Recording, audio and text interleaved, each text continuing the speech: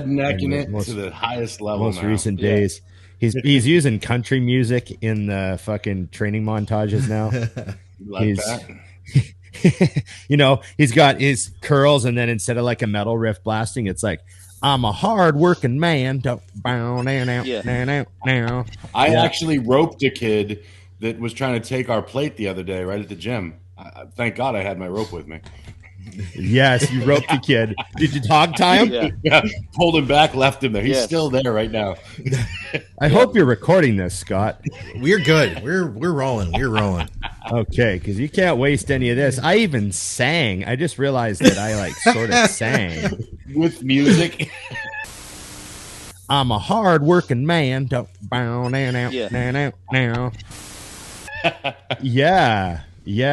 Yeah. No, that's please don't miss any of the gold. I often feel, Turner, that the best stuff is like after we're like, okay, we're done, and then we'll like make fun of ourselves for 2 minutes. You know, like why didn't we get that? Okay, yeah. So I guess we're episode 131 of It's Just Bodybuilding. And we're all here. Scott's back from his appointment at the hospital, which we'll get an update on. We got Dusty. And, of course, Turner Riddle sitting in and joining us today as our guest. It's good to have you on. You are one of the very few two-timers, Turner. Three-timers. Technically. Thanks to Dusty. Okay, but two times. Well, you're the only guy that got a practice show. Yeah. Right? It's true. You know? It's true. So remember to like, share, subscribe, comment, and ring the bell. And ring the bell. That is it. So before we get going here, Scott, what's the update? We all need the update on it. Well, you know what? What's going on? I got to see what's the latest. Literally just ran in the door, got online. We all connected. We're recording, which is awesome. I'm glad this is working out. I saw a cardiologist today. We still don't have like any definitive answer on anything, and I'm not cured, but the doctor seems to think that my heart might not be a major issue. So I'm really glad to know that we're going to be doing a stress test and echo, and then he's going to turn me loose from there. So it's not an answer, but I guess not finding something was a good thing today. You know what I mean? Right. Absolutely. So you just think, you just had that lingering long COVID thing for ages, didn't you? I still do. Yeah. So I can't really train, but here's the thing. If you guys know what it's like when you're at the bottom of a squat or, a very difficult movement and you feel like you're going to pass out and you're on like rep 19 and you're like, you know what, fuck it. If I'm going to die, I'm going to die. And then you do 3 more. I've been feeling like that since I got sick, like at rep 3 with like 135 on the bar. So, and I was just kind of like, you know what, I'll just push through because it's my lungs. But when, and like if I pass out, I pass out, it'll make my lungs work harder. But then when you start thinking, oh, is it because my heart's not beating right?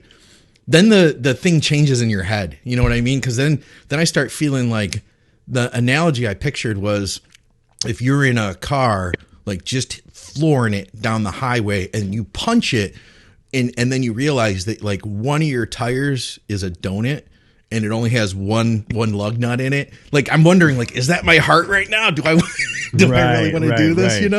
So thankfully I might have my heart might be all right. So it doesn't give me the answers I want, but it does let me know at least that I'm not, like riding on a spare down the highway at 90. So it's not your heart. Yeah. It's not your lungs. No, we don't know. It's not my lungs. That's the next step. So the lungs are kind of iffy at best, but we'll find out when we find out. I'll let you guys know. And I appreciate you. Take a shot of Tren. See what happens. I tried that. Yeah, that might clear it right up. Sometimes that cough will shake something loose. You got to get the Tren cough for it to work. You put the Tren in the vaporizer and then you just. And you just fill your lungs with Tren vapor. And then do a set. Yeah, I like that. Yeah, and then do a set. Really get it in there. And let your doctor know that's what you're doing. Yeah. Yes. After you did it. Yes. That'll we do have to touch on Dusty becoming a redneck. So I have to ask a question of Turner here. So what state do you live in, Turner? Just remind everybody. Tennessee. Tennessee. Okay. You gotta say it like that. It was like Tennessee. Tennessee. There like you that. go. Tennessee. Tennessee. There's an A in there, right? Tennessee. Tennessee. Okay. It comes out better Dusty if you have got a it. big dip in your mouth. So yeah. You need the accent of the swollen lip, the hockey lip. Yeah. Exactly. So now, as somebody who's from a real southern state, right? Tennessee's considered real South. Like, help me out here. I'm a Canadian. Yeah, I would think so. Yeah, real South. Now, is Dusty as much real South in South Carolina? Or is there like a prejudice against states as you go a little bit farther? Nah, you're not quite as South, or you're not quite as country, or you've got too many fancy nightclubs. You're not quite as redneck. I don't know. How does it go? Rank them for me. I would feel like South Carolina's probably on the border of being. I mean, North Carolina probably wouldn't be the South if that's what you're asking. Right. Okay. South Carolina, I would consider as the South, but that wouldn't be like the dirty South. You know what I mean? If okay, yeah, like this real, yeah, okay, the real, like, yeah, I get what you're saying. When you say dirty South, I think of just like relentless, brutal heat and just like no unbelievable ocean. humidity in the summer and just yeah. There's no oceans. So in the dirty once again, Dusty barely qualifies. Story of my life. That's how I turned pro too. His teeth. Okay, so what else can we look forward to in Dusty's? What do you foresee in Dusty's redneck growth coming up? We've got cowboy boots. He's lifted the truck extra far. He's playing country music now a lot more. Going to country music festivals and shit. I went to a rodeo. What else you got coming, Turner? Give us what his future holds. His beard might grow a little longer. Okay. He won't stay so trimmed up and like he won't take as good care of himself. It'll be just kind of like a little rough around the edges. Right. Okay. Not that he's already rough around the edges, but it'll get rougher. You know what I'm saying? It'll get worse. Let his hair down. Okay.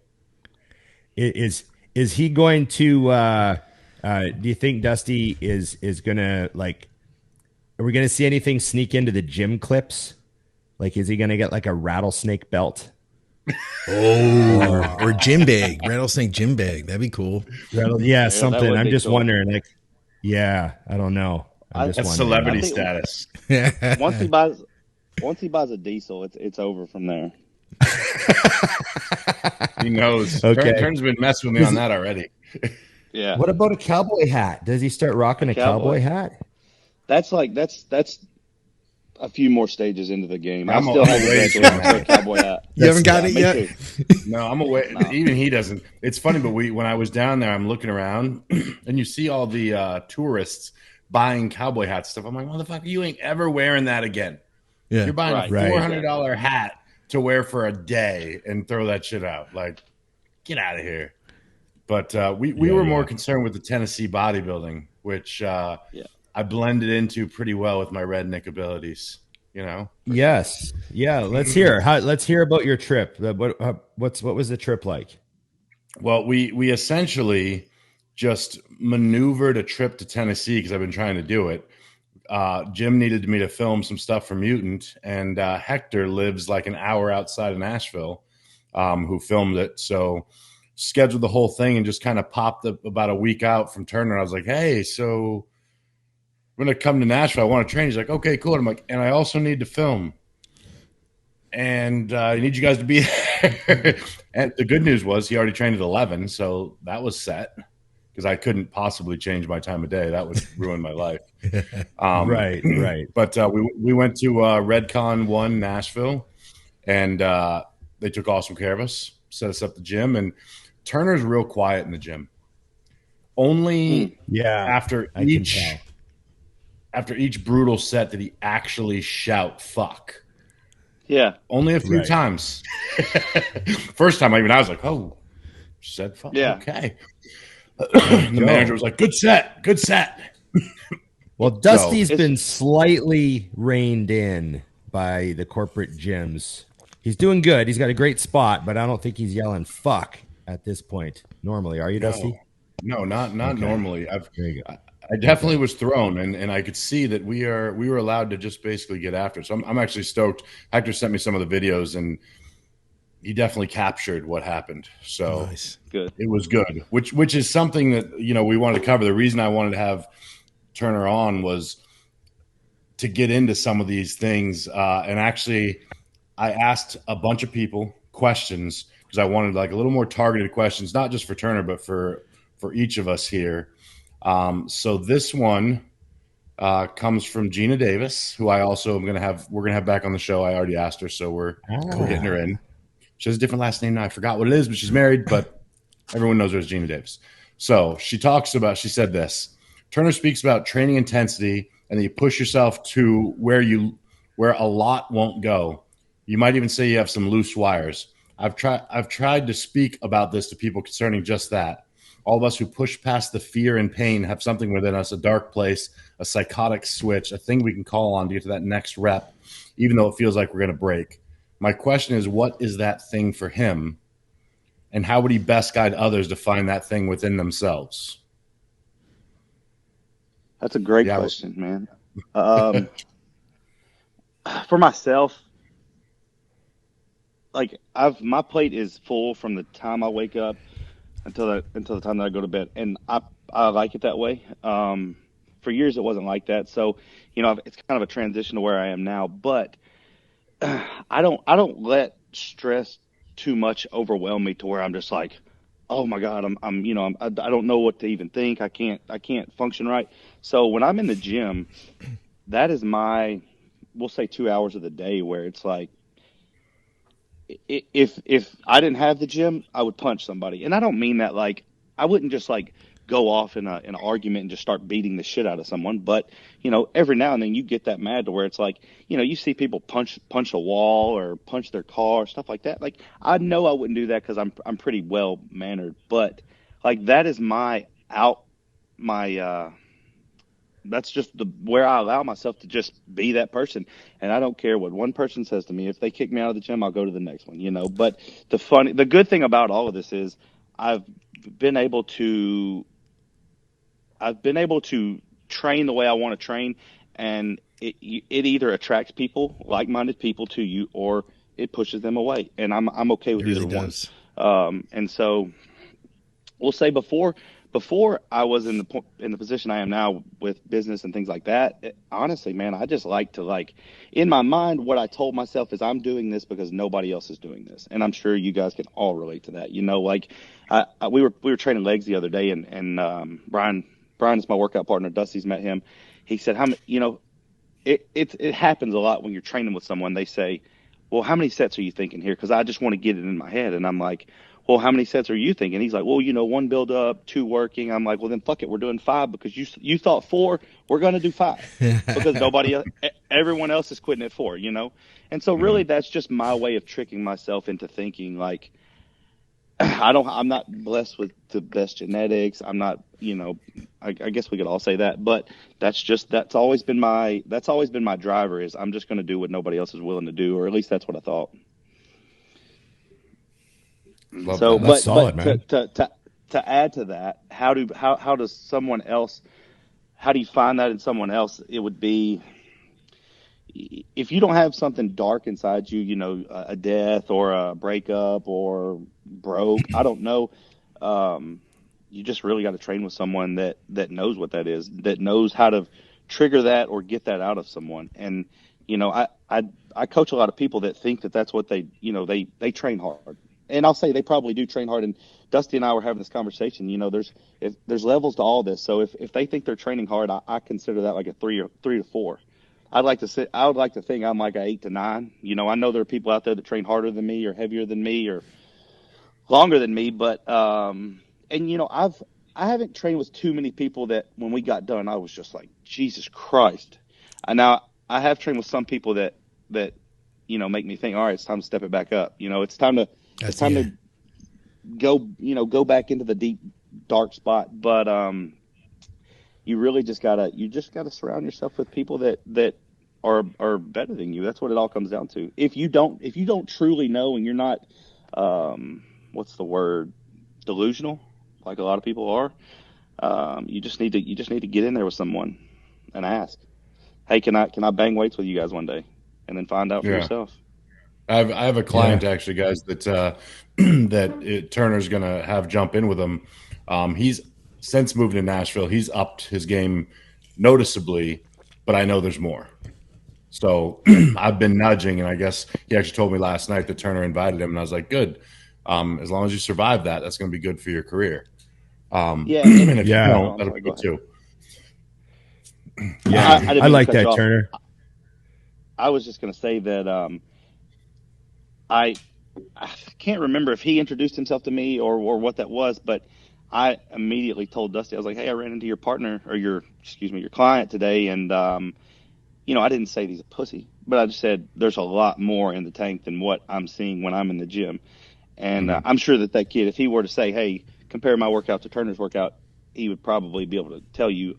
I don't know that he knows how to go in there and get that without having someone push him, but that's why I'm here, And the thing is, like, another thing I tell Brian all the time, and Brian's kind of like my little protege, not little, but I'm trying to bring him up, is, when you're in the gym, you need to set an example, especially if this is the field you want to be in. And so I'm not really worried.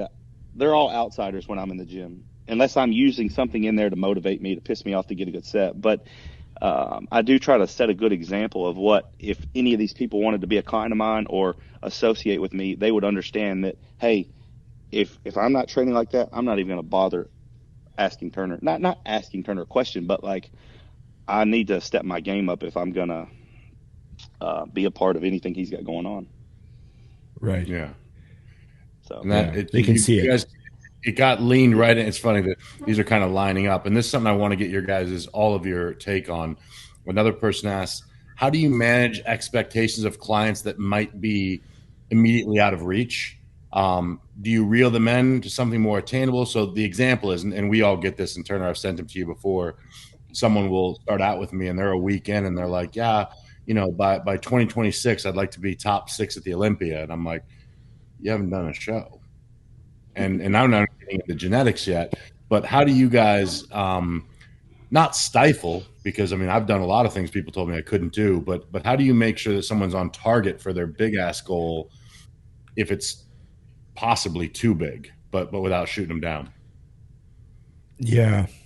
I think one thing is I try to have good radar for it ahead of time, because like sometimes you don't want to wind up working with that person anyways. Like sometimes it's too far.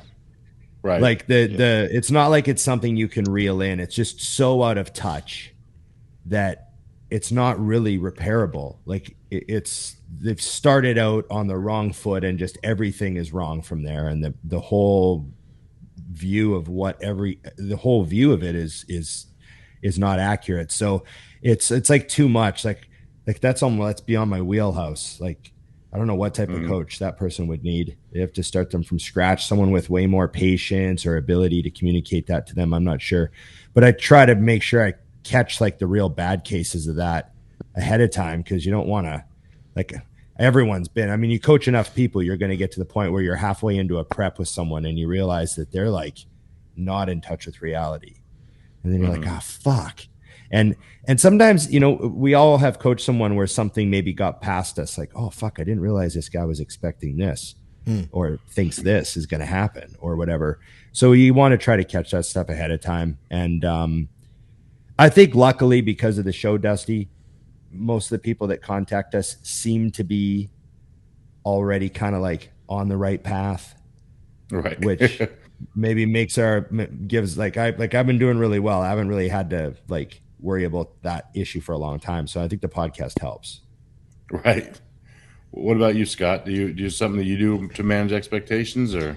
Yeah, I think you know what, it's kind of like what Ron was saying is good communication.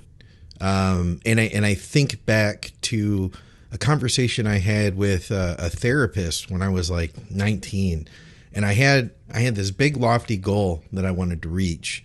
And I remember him saying, and it wasn't like the equivalent of like, oh, I want to do the Olympia. I can't remember what it was, but he was like, if you want to reach that goal, then we have to think about the steps that it's going to take. So if somebody comes to me and they're like, hey, I will use that. So if somebody's like, hey, I want to be an Olympia, they never competed before, then I say, okay, well, fair enough. I don't want to take that away from them, first of all, because for who knows, they could do it.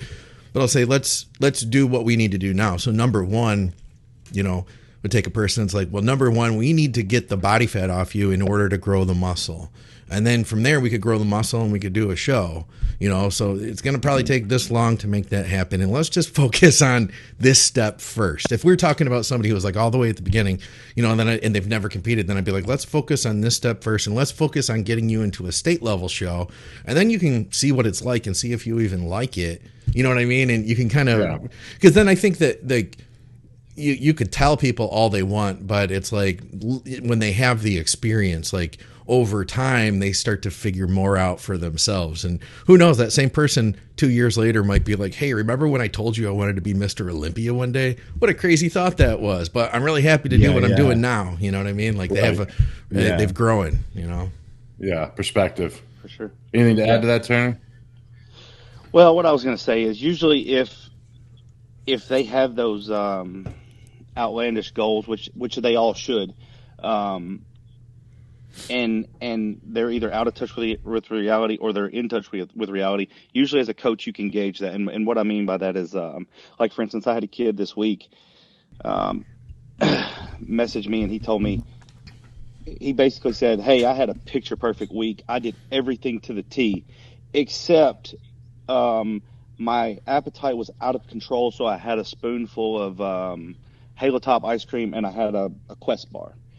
And I just immediately went right to it and directly told him, like, let's be clear, that's not a picture perfect week. So what I try to do is I just try to minimize those thoughts that I'm not trying to take away his dream or his goal. I'm just trying to set him on the straight and narrow versus let's be honest with ourselves and let's be honest with our output and our work ethic. And really, that's just where I go is like, let's just be honest with those two right there, and then the rest will do it. The rest will just do the work itself. You know what I mean? So, but if you can't differentiate between a picture perfect week and what eating ice cream is, then there's a good chance you're not ever going to make the Olympia. And I'm not saying that won't. I'm just saying there's a good chance, and I've yet to be wrong. Right. Yeah. That's funny. I like it is. I actually saw that, and you said it to me, Turner, and I was like, my first thought was picture perfect, but well, and that was my response back, because there is no but when you do that picture perfect, Exactly. And I want to say something too. When I sent him that back, he was like, "Well, I appreciate you putting me on blast. That's what I needed." And I immediately wrote him back and I said, "Listen, I didn't put you on blast. What I did was I put myself on blast, and I want anyone else to know that wants to hire Turner as a coach that thinks, hey, it's just going to be a sweet, easy, fun ride. He's going to be nice to me. He's going to give me cheat meals once a week, blah, blah, blah, blah, blah." Like, no, that's not who you need to go to if you want to be coddled and you want me to just pamper you. Like, I'm going to treat you like the expectations that you told me that you wanted. And then that's it. So I didn't put you on blast. I got rid of your name. Nobody saw that. Nobody knows who this is. They just know that Turner is a jerk if you're not seeing eye to eye with what's really going on. Well, I think that's key, because that was it's funny. This is literally you guys are killing it. I think have you read these questions? Did I send them to you? I don't remember, because the next question that I got was, how big of a role does a person's perspective play in their success? And that, to me, we just discussed the difference of perspective right there. So what do you guys got with that? There's a lot to, that's everything. Your perspective on the world around you is the reality that you live in and base all of your decisions on.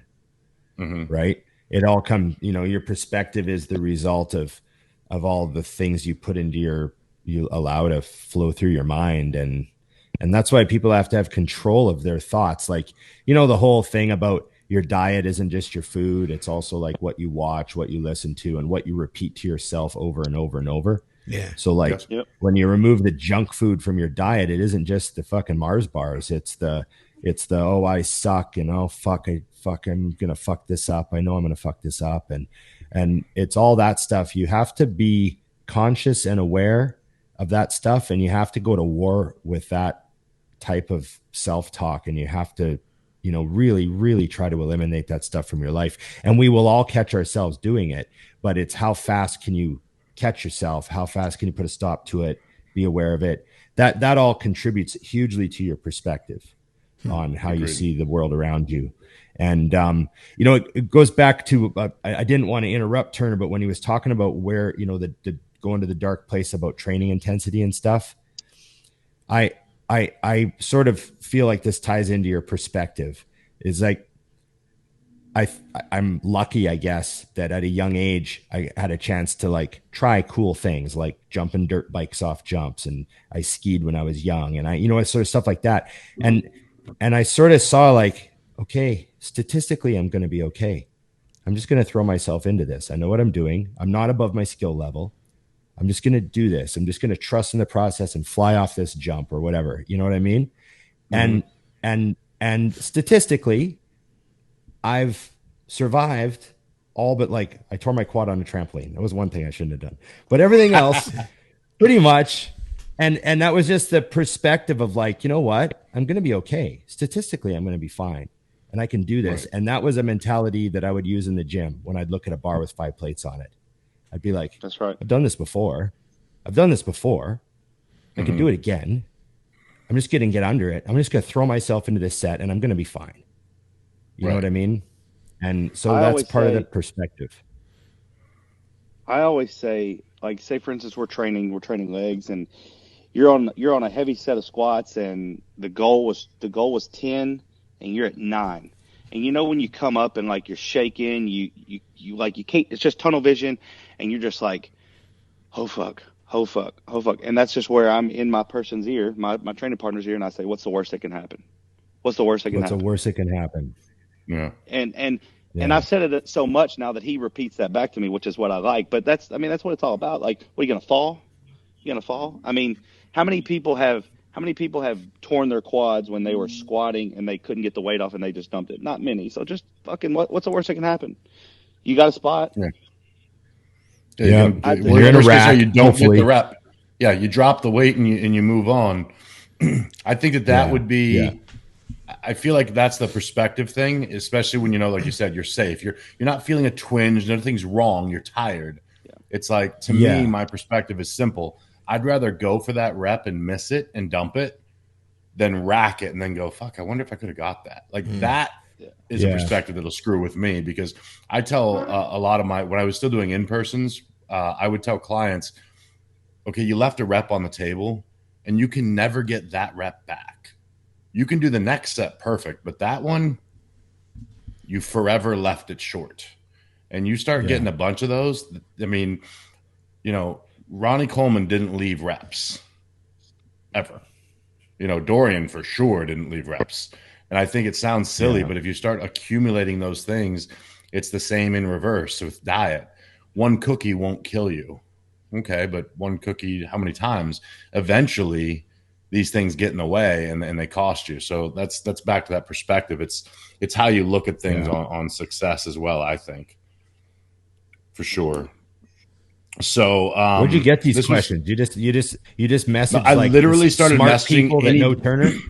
It was anybody that I knew that knew Turner. And then actually we went to dinner, and it was funny because I asked Nikki to fire some off, because like, you know Turner. And I was like, you spent an hour and a half with him. Like, that's all. Right. That's all you need with people like Gus, because within 2 hours, you get the real deal. I more or less know exactly who I am dealing with right now. It's pretty cut to the chase, particularly in this case, because poor guy is way too much like me. So that's that. But I thought this one was good for all of us. Thank you for tuning in to another podcast here at Think Big Bodybuilding Media. If we've provided value to you today, then please consider contributing to our show. You can help support the show through Patreon. Every $5 helps to pay for the software and the hardware and everything else that goes into making a podcast. You can also contribute by using our code at True Nutrition. True Nutrition has been our title sponsor for several years now. I'm super grateful for them, and I've believed in True Nutrition supplements long before they sponsored our programming. You could use our code THINK for health supplements and performance supplements. Feel free to hit me up if you have any questions. And if you're in Canada, check out supplementsource.ca. They have free shipping over $99, huge discounts on overstocked, short-dated, and label-changed products. Plus, they have all your normal supplements too. Thank you guys for listening to the commercial. I hope you're having a great day and that your bodybuilding is going well. Let's get back to the show. Any one moment of your life, bodybuilding or not, that you'd like to relive. Not relive differently, not change, just something that you'd like to do again. Oh, man. Damn. Like, I read that and I was like, wow, that's tough. I've had a lot of really Now, cool how long moments. is the moment? Like, is it like 5 minutes? Like, what time period are we thinking of here? Is it like a 5-minute moment or like an hour or like a day? Like, what do you mean moment? Could be anything. You No, know, it how just much means, like, value am something I you did getting in for your- my buck? Yeah, well, I mean, it depends. I mean, if you were quick with her, I mean, wait, awkward. No, I mean, I would literally look at it like, Hey, I was young, Dusty. I was young. I was still learning. No, so I mean, it could be anything. I mean, I feel like there's a million options, and I mean, with you particularly, Ron, I'm thinking, you know, the way you lived your life young. I can't imagine how many things like moving to Australia and how many things just in that time period of your life that you'd be like, I'd like to do that day again or that hour again. You know what I mean? Yeah. I think about this sort of stuff. These are like the deep questions that I really like. But I think too, you know, you don't want to like ruin a memory by going back and realizing, oh yeah, it's not like I thought it was. Wasn't as great You know as what I I mean? thought. Yeah. Yeah, or like, oh yeah, I guess that was just a normal night, but I guess it seemed so awesome to me because like I just happened to be, you know, in a great mood about this other thing. Yeah. You know, like Right. you just never know. You go back and relive the moment and you're like, she was all right. I remember her being much more attractive, but I was drunk. Yeah, Oh, for sure. I at the time I was like super into that. You see, I guess you could say my tastes are a lot more sophisticated now, Dusty. Oh, definitely. Oh, well, you guys got to give me at least something here. This is solid. Okay. I always tell I'll do a bodybuilding one just because you know it's fun. I always tell people if you ever get a chance to win, if you ever win an overall at a time, you know, you win your weight class in the overall, like the amateur, you know, cleanup, right? You had a weight class to win and then you got an overall to win. And I always tell people if you ever get to win an overall, savor it because there's a lot of pros out there that never won an overall. Huh. Right? Yeah. They got their pro card, won their heavyweights at nationals or whatever, got the card. They go on to like fucking kick ass and be at the Olympia and everything, but they never had that experience of being the last man standing at like an amateur show. And there's something about the grassroots that is really, really just so awesome for everyone involved, you know? And I remember winning the 99 Albertas. And I remember being the last guy. I'm like, you know, no one else is left. You're the last guy. And I just remember walking off the stage. There's nobody left backstage except photographers and like all the promoters and everybody. And they're like, oh, this is what it feels like to like really win a show. And, you know, who knows if this will ever happen again.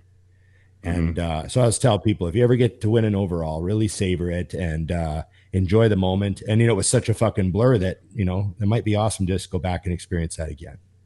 Right. What do you got, Turner? So I'm going to use a bodybuilding one too, and this one is one that's always kind of stuck out to me, and I'll tell you why. So in 2014, I was a light heavyweight, and this was my year of like graduating to the light heavyweights. So 2014, that takes you guys all back. I'm sure you guys have got a fond memory or how bodybuilding has changed since then. So I was doing the Kentucky Muscle, which is about a 4.5 hour drive from me.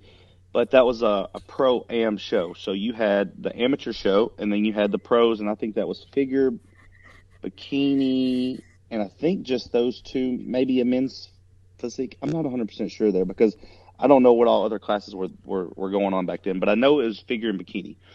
Anyways, this was kind of like a mini Arnold. You know, it had the expo, it had all the seats, it had the pro judges. I mean, it was the whole shebang. So I didn't know what I was getting into, and nobody knew who I was. Nobody. I was not Turner Riddle, the bodybuilder. I wasn't Turner Riddle, the guy with the big legs. I wasn't Turner Riddle, the asshole on social media. I was just like another person on the roster that was going to sign up for this show. I didn't know what to expect. I just knew that I had been training with every single thing that I had every single day for this moment. And yeah, I had the idea of after the show I was going to go on and do a national show. But I still understood that, like, I have to win this show. This is a stepping stone of where I have to go. So anyways, I was a light heavyweight, and there were 46 in my class. So that should tell you guys how long ago it's been since there were 46 in a bodybuilding class, in one class. One That's crazy, man. That's crazy. Yep. I've heard that's a great show too, Kentucky Muscle. Just overall the biggest one in the country. Yeah. Yeah. At the time you had, I think Justin had won it. I can't remember now, but I mean, there was some prestige to it, and that's the reason I wanted to do it. And that's really the reason I've wanted to do a lot of the shows that I've done.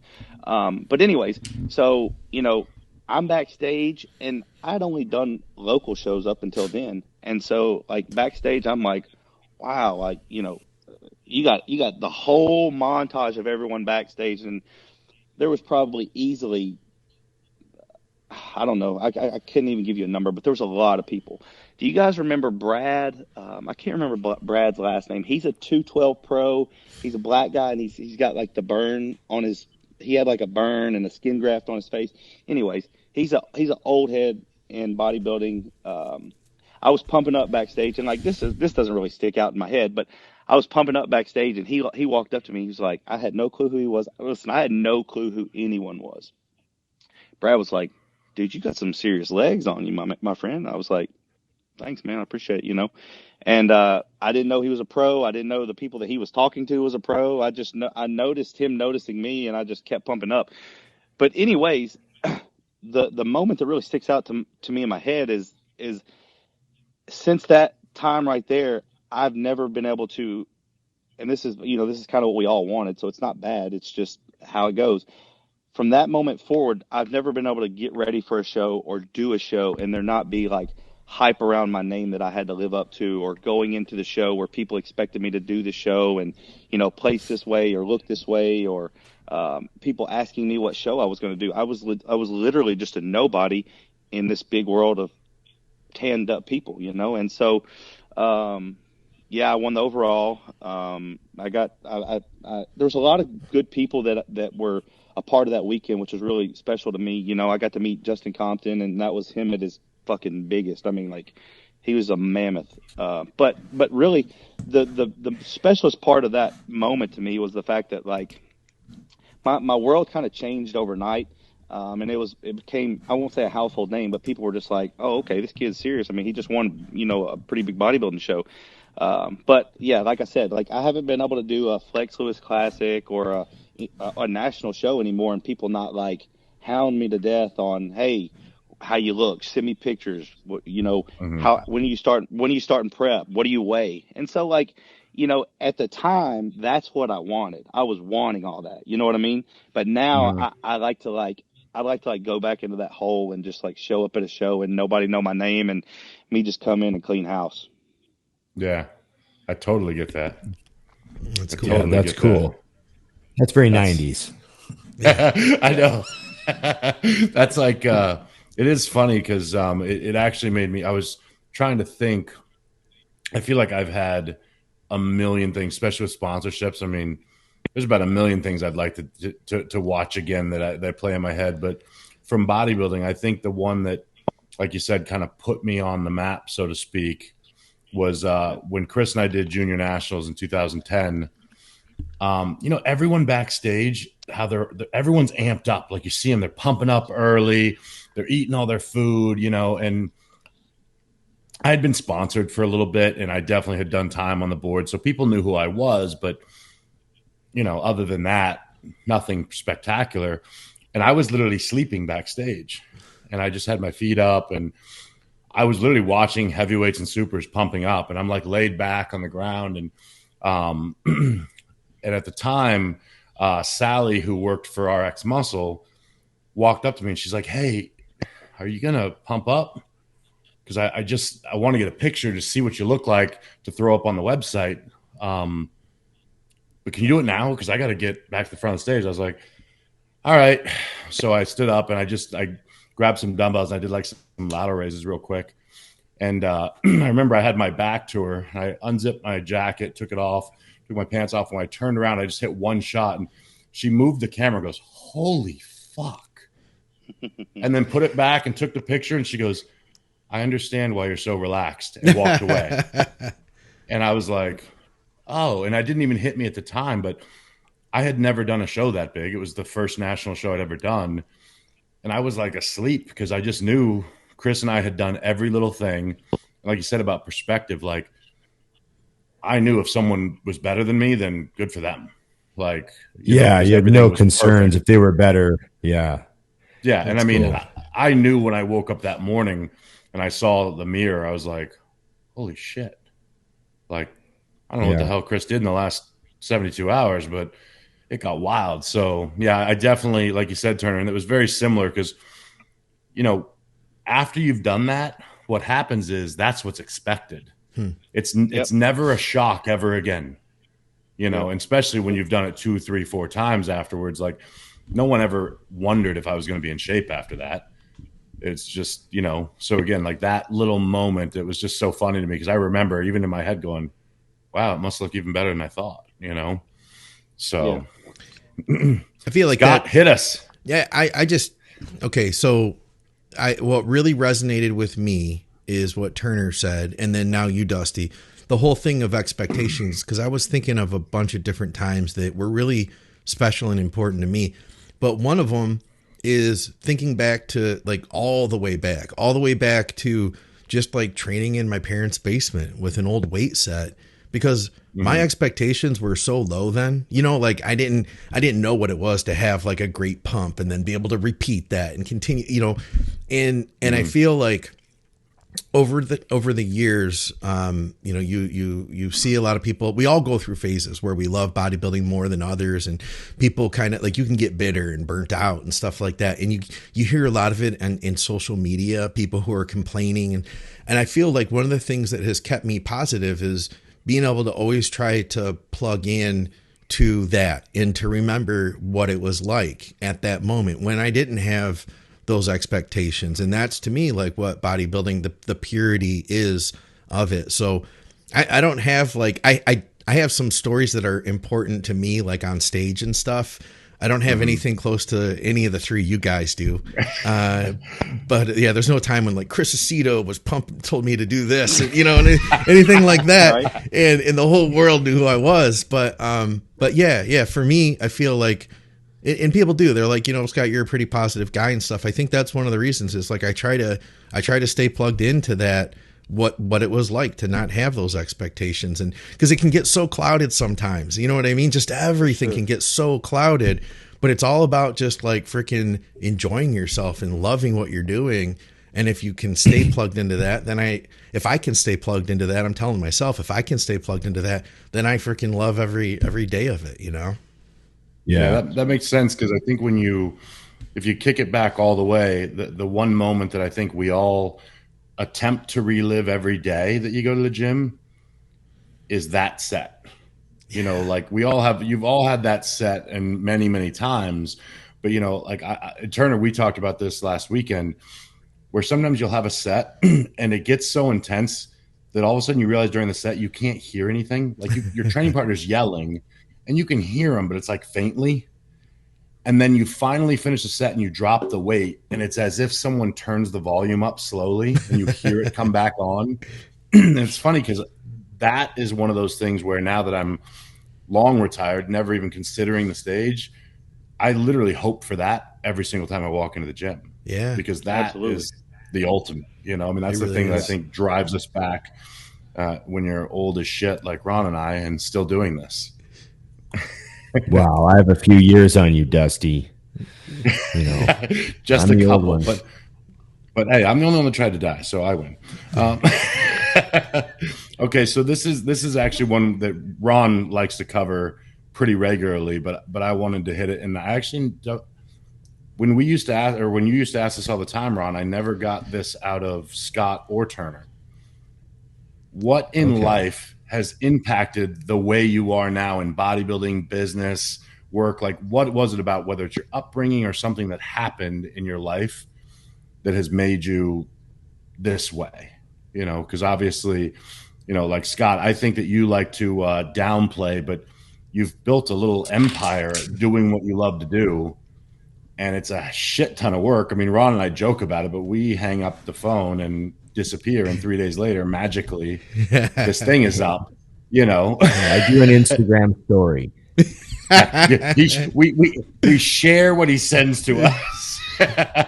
But seriously, like I think it's an interesting thing, because it does help other people to kind of identify, because everyone that's a friend of mine has this common link. It's just a fact. Like, we're all a little messed up in the head, and I'm always curious where it came from. So, shoot. You got something? You want to go first, Turner? I'll go first. So, I guess if my best guess at trying to answer that question would be, I went to college. I had great grades, and then, you know, I had a dream. It was kind of like something my dad wanted me to do more than I wanted to do, but he wanted me to build his company up, work for him, build his company up, and then us just grow this empire. Well, I don't know if you guys have ever worked with family, but that was like two bulls in the china cabinet, and like one of us was going to be right, and it was his business. So it was kind of like I was never going to be right. Not really. I was doing everything I could to be right. And it was just kind of his way or the highway, which that's how it should be. It was his business. But we kind of tangled up one day, and I was actually in the middle of prep. So I don't think that really had anything to do with it. It may have just intensified it, but he told me, you know, do this or do that. And I just told him he needed to watch the way he talked to me. He said, well, you can pack your bags. And I said, all right, I'll do that. And then from that day moving forward, like at the time I was already coaching people. Like, I just wasn't coaching people and taking money from them. So like I was helping people and making plans for them. And, hey, you should do this and you shouldn't do that. And I had people all the time in the gym like, hey, do you think I should do this? And I was like, yeah, man, you should do this. And then I got to a point right after that where I was like, you know, that drive home where I basically got fired from my job from my dad, I was like, it was just a long, hard, very quiet. I didn't know what I was actually headed to the gym because that's the only other thing I was going to do in my life.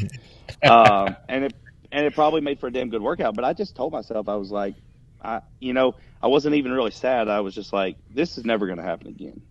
I'm not going to be fired when I put my all into something that I'm doing. And so I told myself, I was like, I'm going to start coaching people. And at the time, like, I knew of like a Matt Porter. I knew of like a Chris Aceto and like a Chad Nichols. But, you know, back then coaching wasn't even like what it is now. Let's just put it that way. Not like, at all. Everybody wasn't coaching to, you know, bring in extra income. I was just like, those guys are doing it. I'm coaching these people. You know, like, I didn't tout myself as being extraordinary at knowing all these. I just know that, like, I just knew the basics, the bodybuilding basics. And so, like, I just told myself, I was like, I'm going to try this. I'm going to make my Facebook post and tell people that I'm officially going to start coaching people.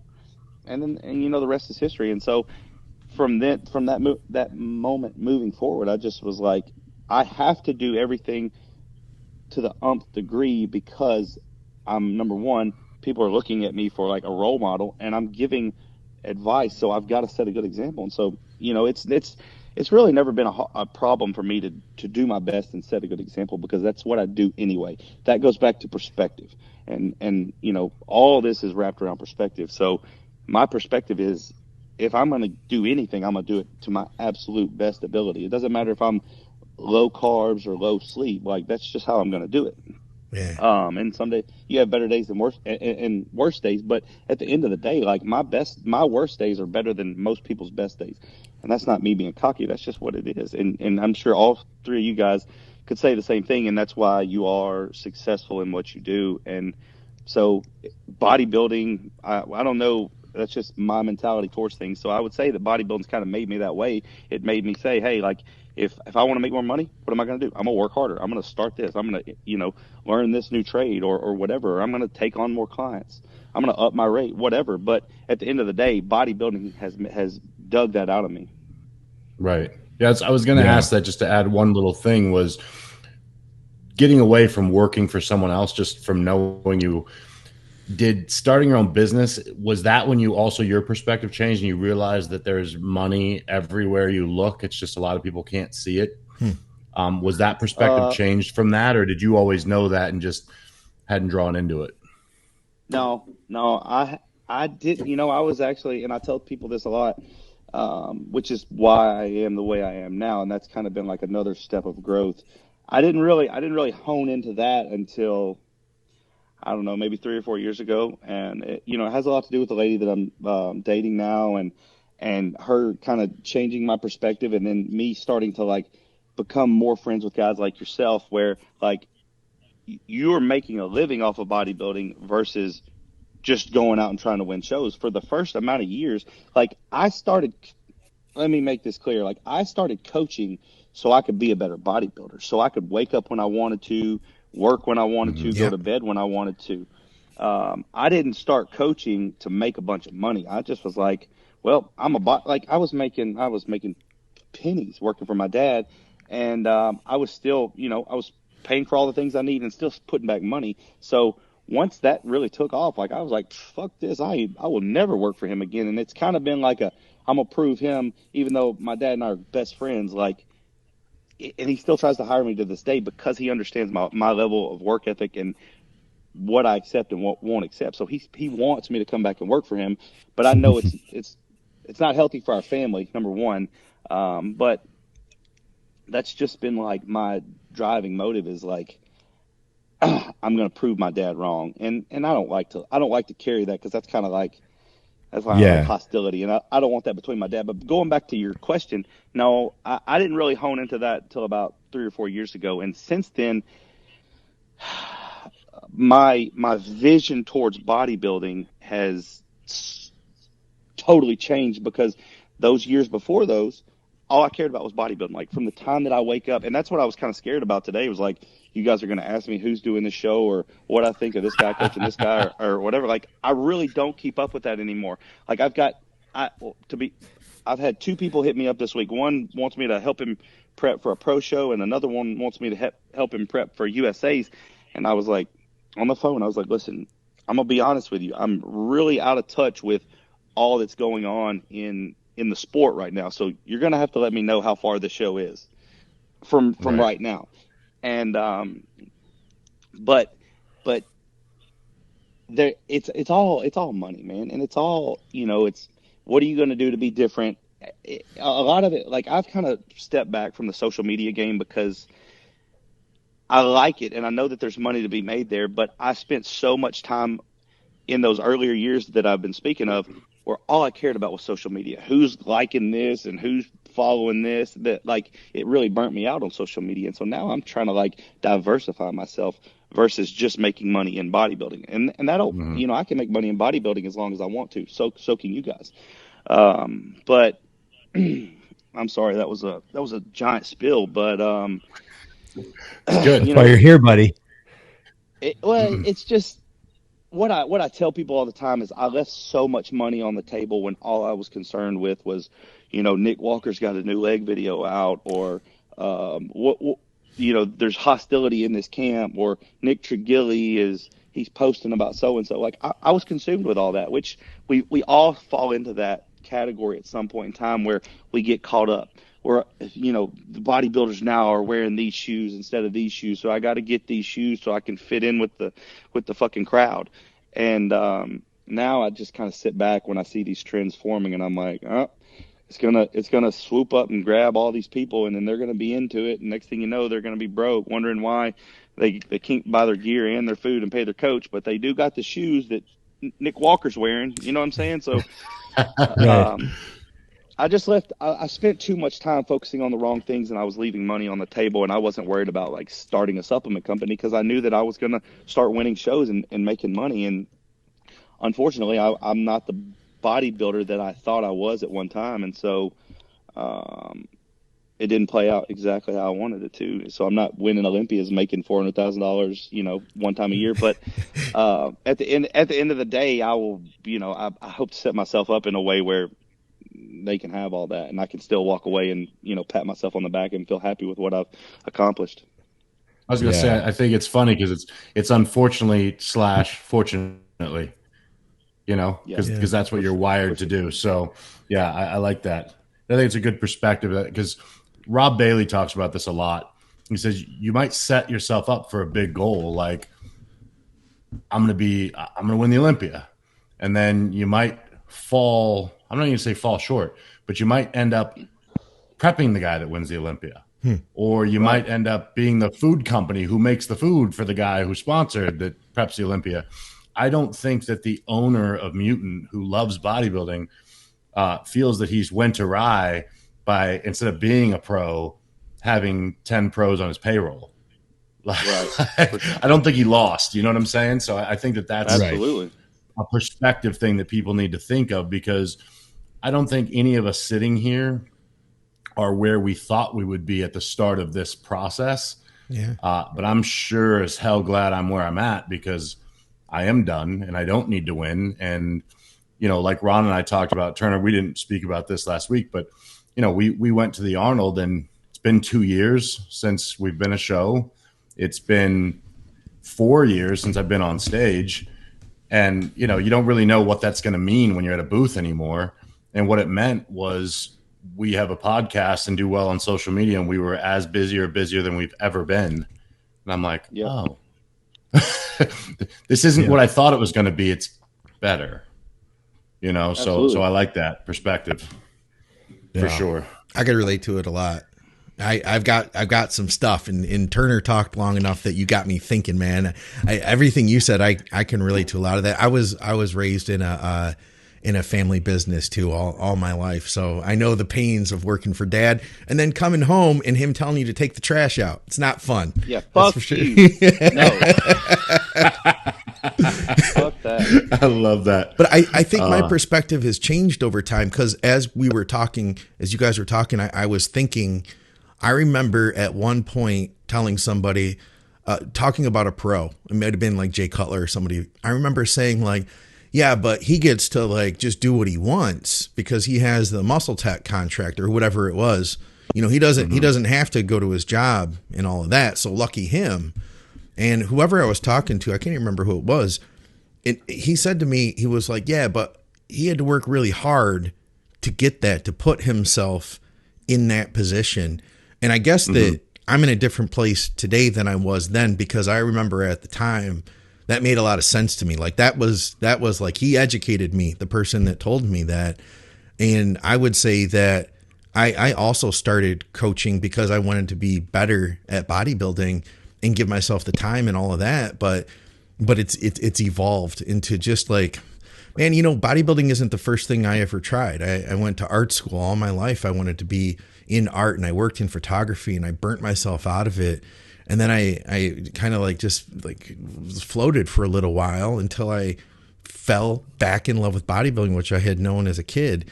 And so I have a lot of I had a lot of insight going into it, but I recognized like we can only do so many things in our lives. And I really enjoy doing this.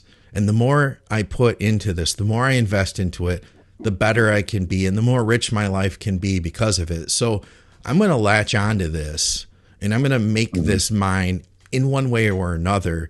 And as a coach, there's a difference, like Turner, you were saying, like not everybody used to coach, and there's a ton of coaches now. But Mike Davies, who I'm grateful I can say he's a friend of mine now, and he's educated me a lot in just like business as a coach. He had said there's two kinds of people, though. There's the people that are doing it because they want to have like a side hustle, and there's the people that are doing it because they need to pay their fucking bills. And if you need to pay your fucking bills and pay your medical and shit like that, then you got to be good. Like you have to be good if you're going to make a living at it, you know? And so I feel like in a position like you're in, Turner, or like I'm in, all of us are in, you have to be good. We've put all of it on the line to make this work, is really what it comes down to. And there's no like halfway in, you know, there's no like, I could fall back on this kind of thing. Like, this is what we chose. So you don't have a choice. So yeah, I don't know. I think for some people, they might not get it sometimes. People who just casually appreciate bodybuilding, you know, on the surface and watch the podcast and stuff. But this is literally our lives. Like, our livelihoods depend on this. So you have to be good as a coach if that's the case. I don't know. That's my spiel. That's right. So you got time for a closeout question there, Turner? Yeah, hit me. All right, perfect. So this one I thought was real solid, and it fits a lot of people. So I'm curious. Turner's got a daughter. She's 1, right? Your daughter? 19 months, so just over 19 months. Yeah. So here's the question. How are you going to go about teaching your daughter what you've built? Because, I mean, it's something that I even find myself in, where by the time she's old enough to realize the life you've created, she won't know how you got there. She didn't get to see that hustle, those grinds from when you decided to make this move. So how do you promote that, or how do you promote that to somebody who you're being a mentor for that can't see it now? Because we all know, I mean, I don't advertise coaching, and I get people to hit me up every single day. So how do you go about teaching that to someone who didn't see the dirty work that got you to the point where, I won't say it's easy, but it's definitely more cruise control in some areas? Man, you know, I struggle with that, because I think the number one problem with society, I can't say the number one problem because there's way too many, but one of the biggest problems I see with society now is the mentality that I've always heard growing up was, I want you or my kids to not have to go through the things that I went through growing up. And so what parents do is they give their children a Mercedes as their first car, because I want my child to have a nice car that's not going to break down in the ghetto. And, you know, she needs to always have a nice pair of shoes on, because, you know, we're not wearing, just that mentality. And I'm not going to do that. Like, until a certain age, her mom dresses her and her mom buys all her clothes. So, you know, I don't have to really worry about that. And her mom's going to always keep her cute looking, but she will know when she gets to an age like today, like, you got 16 acres, like, trees fall all day long. I've been outside picking up limbs all day. And so there's going to come a time, which I was having this conversation with someone else yesterday, and they were, you know, we were talking about our house renovation. They're like, that's a big house for just y'all 3.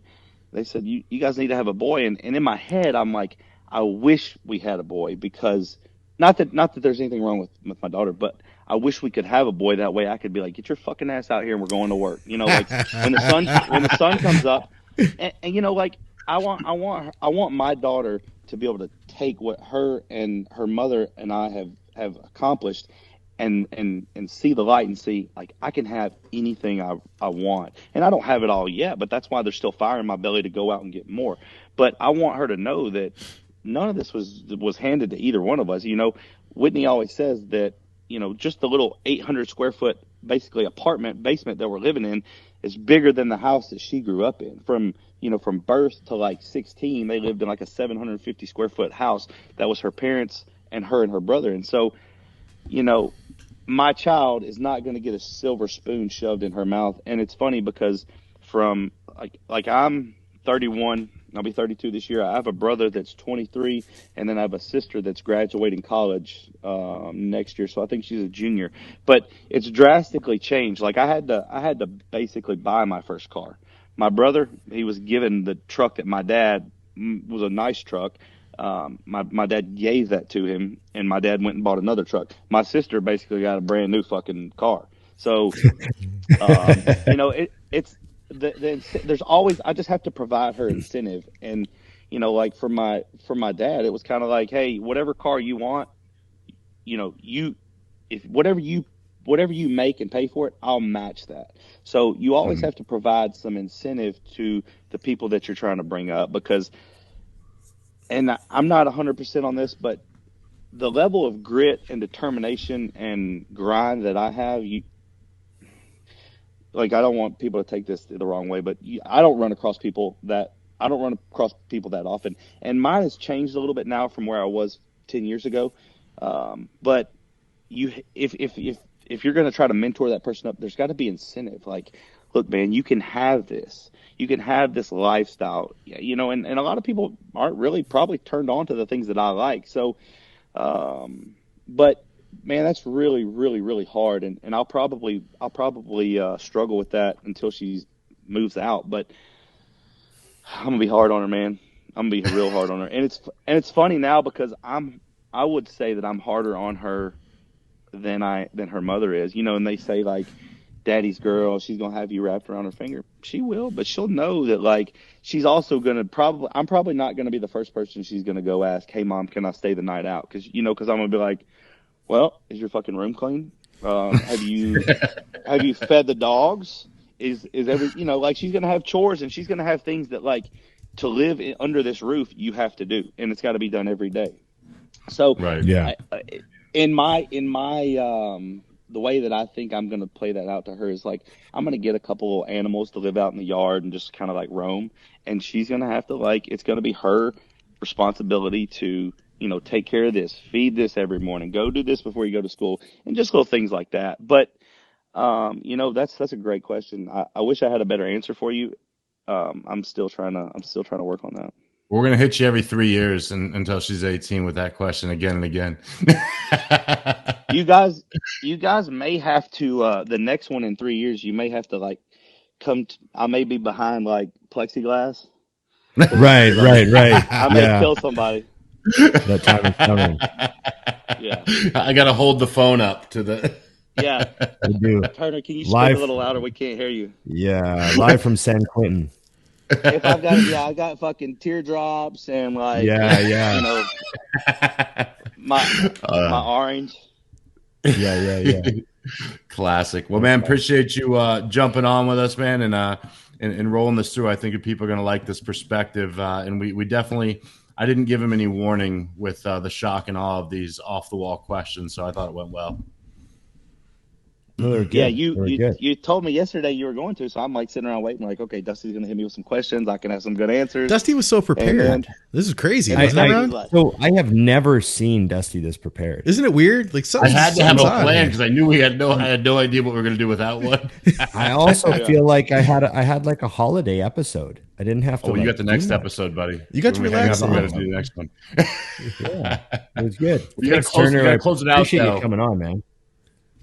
Always. I'm glad I can do this, and I'm glad that you guys didn't ask me, like, who I thought was going to win Mr. Olympia, or who's got the most points that's going to go to the Olympia on points, because I'd be like, God damn. I was talking to Cade today, and I said, man, I'm supposed to be on Dusty and Ron's show today, Scott, and I'm just really hoping that we don't have to talk, like, the details of, like, what's going on in the bodybuilding world right now. Yeah. What do you think about such and such as quads? Do they look a little bit up to you, Turner? However, if you would like to revisit the 2009 Mr. Olympia, we could talk about that. You'll know that one perfectly. Math. Okay, thanks, buddy. Absolutely, guys. I appreciate you having me on always. Okay.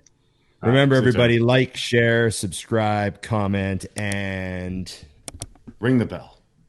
You bet. Turner Riddle, everybody. It's just bodybuilding. Peace.